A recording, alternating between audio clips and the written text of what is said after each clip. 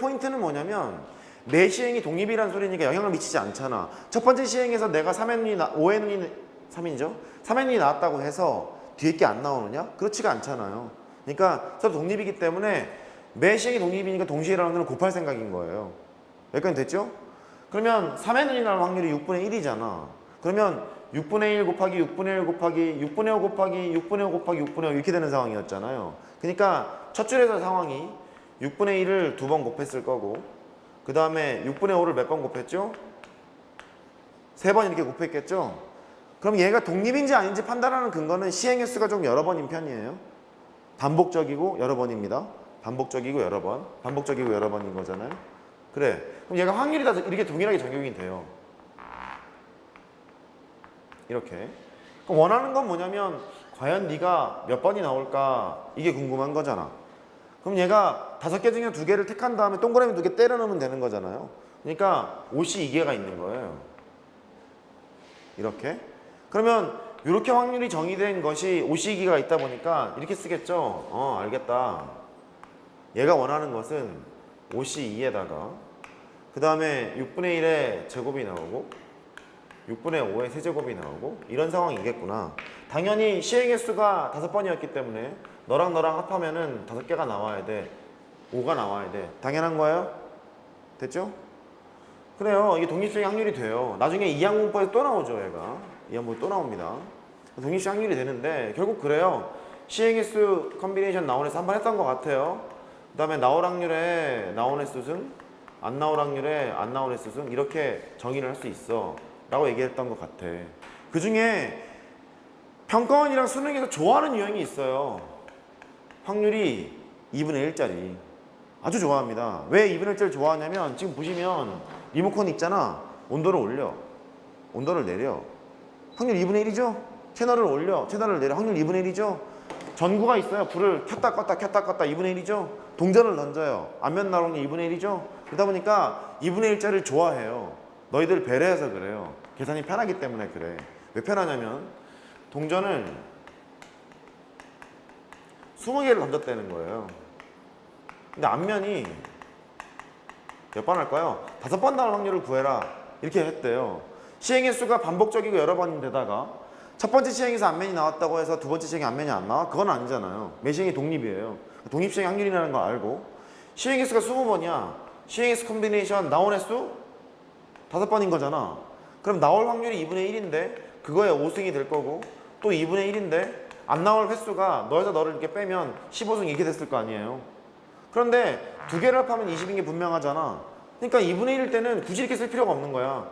20C 5를 쓰고 2분의 1이 몇 승인 거예요? 20승 이렇게 쓰면 되는 거예요. 그러니까 확률이 2분의 1일 때는 시행의 승을 하면 되겠구나. 이제 이런 거를 알게 되죠. 여기까지 됐어요? 그래요. 그러면 이제 문제를 풀러 가죠. 17번. 서로 다른 주사위 2개가 있대요.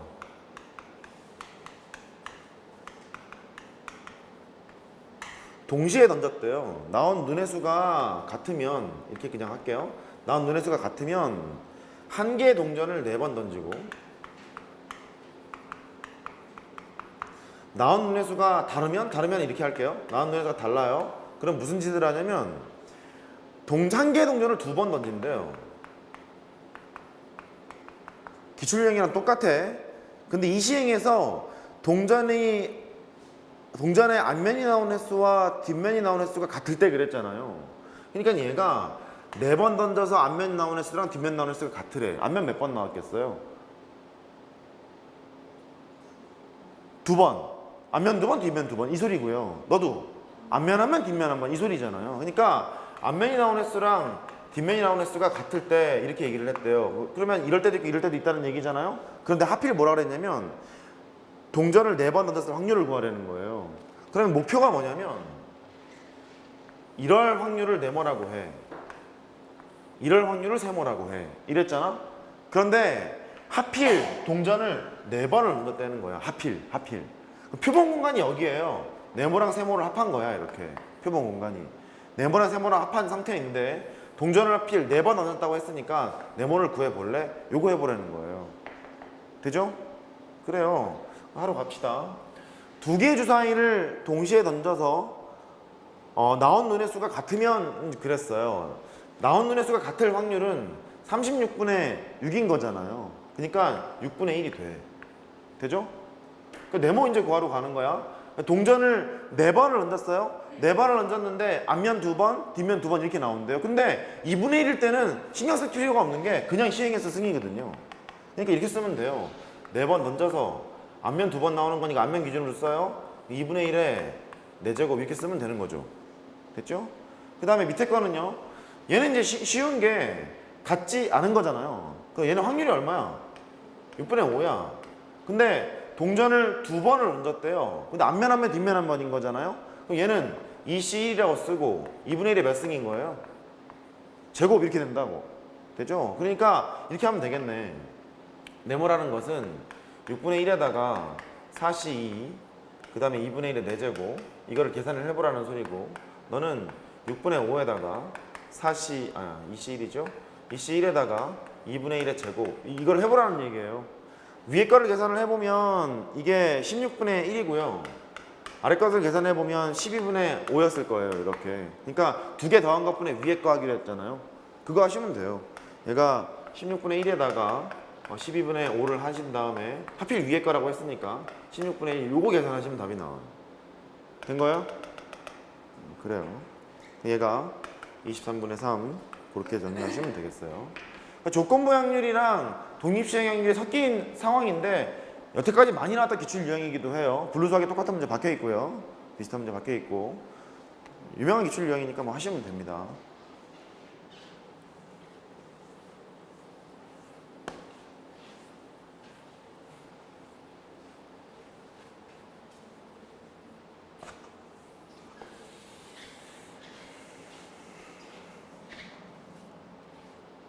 (18번도) 되게 재밌었죠. 맞은 사람? 없어.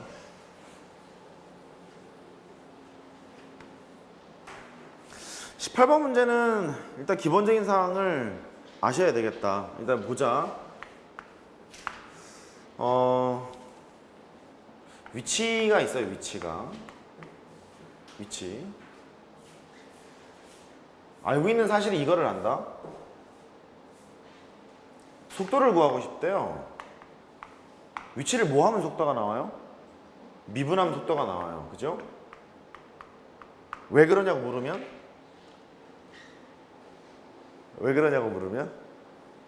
그렇게 배웠어야 할 수는 없잖아요.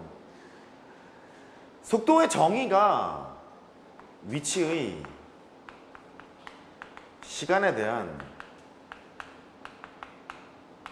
변화율이에요. 왜냐하면 이런 거잖아. 위치에 대한 변화량, 위치의 변화량을 시간에 대한 변화량으로 나눈 거잖아요. 이렇게. 그러니까 변화량을 변화량으로 나눴어. 걔를 우리는 변화율이라고 둔다고. 위치의 시간에 대한 변화율. 되죠? 그런데 얘를 델타 t를 0으로 보내고 싶은 거예요. 그러면 위치의 시간에 대한 변화율인데 델타 t를 0으로 보냈으니까 얘를 우리는 순간 변화율이라고 부르잖아. 그러면 위치의 시간에 대한 순간 변화를 우리는 속도라고 부를 수 있겠구나. 이런 상황이란 말이에요. 그래서 위치를 시간으로 미분하면 속도야 라고 얘기하는 거예요. 순간 변화율이니까. 된 거죠? 그래. 여기서 또 이제 갈려. 미적 원에서는 그냥 수직선상의 운동밖에 안 해요. 좌우로 가거나 위아래로 가거나. 근데 얘가 기백으로 가잖아요. 미적 2로 가잖아요. 같이 쓸게요. 사실 미적 2라고 해야 되는 게 맞는데 쌍 이렇게 갔잖아. 그럼 얘는 평면상의 운동으로 바뀌어요. 점이 떡하니 찍혀 있단 말이에요. 왜냐면 좌표 평면상의 표시가 되려면 일단 위치가 x과 y값 두 개가 있어야 되는 거잖아요. 그러니까 똑같아요. x과 y값 두 개가 있다는 얘기니까 속도를 구하고 싶으면 위치를 시간으로 둘 다 미분 때리면 돼. x도 미분 때리고 y도 미분 때리고. 여기까지 됐죠? 그래. 또 해보죠. 속도를 미분하면 가속도가 된다는 사실을 알아요. 그럼 왜 그러죠? 한 번도 고민해 본 적이 없죠. 가속도의 정의가 뭐야? 속도의 시간에 대한 변화율이기 때문에 그래요. 속도의 시간에 대한 변화율이 늘어날 수도 있고 줄어들 수도 있잖아요. 시간은 흘러가는 거니까 시간에 대한 변화량은 양수잖아요. 근데 늘어날 수도 있고 줄어들 수도 있는데 늘어나게 된다면 가속, 줄어들면 감속, 똑같이 계속 가면 등속도 운동 그렇게 되는 거잖아요. 그러니까 얘가 정의가 그래서 그래. 속도의 시간에 대한 변화율이에요. 이렇게 배우다 보니까 이런 게 추가적으로 나오는 거예요. 문제를 풀다 보면 넓이의 변화율을 구하세요. 요번에 안 나왔죠. 부피의 변화율을 구하세요. 이런 문제가 등장하게 되는 거예요. 딱 느낌이 들어. 야, 넓이의 변화를 구해? 부피의 변화를 구해? 어쩌면 적분과 응가가 될 수도 있겠구나. 이런 느낌이 든단 말이에요. 그러니까 이 문제가 6월 모의에 등장하지 않았죠. 9월에 나올 거예요. 9월에. 또 수능에 나올 거란 말이에요. 그러니까 이번에는 범위 안에 들어가 있지 않아서 요것만 딱 물어봤는데 이까지 물어볼 수 있는 거예요. 됐죠? 근데 미분의 역연산을 적분으로 정의를 했다 보니까 이런 거죠. 가속도 함수를 적분 때리면 속도가 나온다. 이런 얘기고. 속도에 대한 함수를 적분에 때리면 위치가 나온다. 인데 정확히 얘기를 해야죠. 이제 적분 때리는 상황이라면 얘를 뭐라고 얘기해야 돼요? 위치의 변화량 이해해야 돼요. 위치의 변화량. 왜 그럴까?